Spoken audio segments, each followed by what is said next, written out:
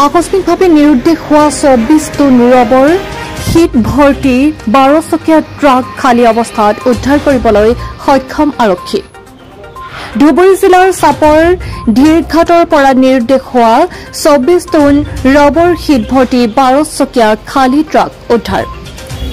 ২৪ ton rubber শীত ভৰ্তি কৰি ট্ৰাকখন কৰিমগঞ্জৰ পৰা দিল্লী অভিমুখে যোৱাৰ অৱস্থাত ট্ৰাকখনৰ লগতে প্ৰায় ২৪ টন ৰবৰ শীতৰ সৈতে নিৰুদ্দেশ হোৱা বুলি জানিবলৈ দিয়ে। WB53C0834 নম্বৰৰ ট্ৰাকখন ৰহস্যজনকভাৱে চাপৰ ধীৰঘাটত কোনো ৰবৰৰ শীত নথকা খালী ট্ৰাক উদ্ধাৰ কৰে।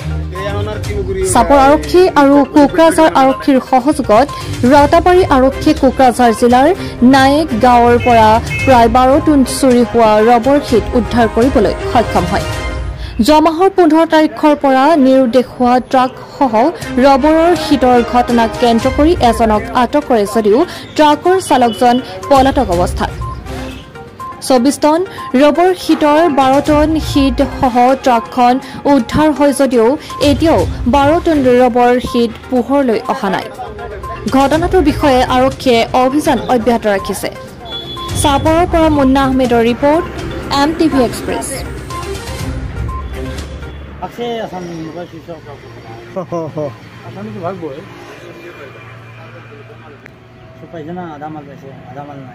আধা পইচা আধা পাই নাই। ট্ৰেক্টৰ দিয়া কি কৰিছিল না ২৪ টন আছিলে ১২-১৩ এরকম হবে। ২৪ টন মাল আছিল ১২ টন গায়ে ঢুকছে না আবো দিলে আরো কমবো করে 10 টন এরকম পাইছে ১০ টনের মতো পাইছে। কোন থানাত কেস দিছিল এটা? কোকরাঝার থানাত কেস দিছিল।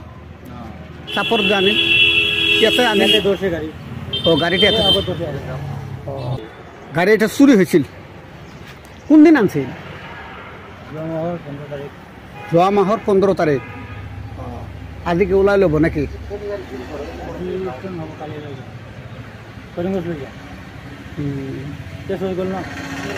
কেছ হৈ গ'ল।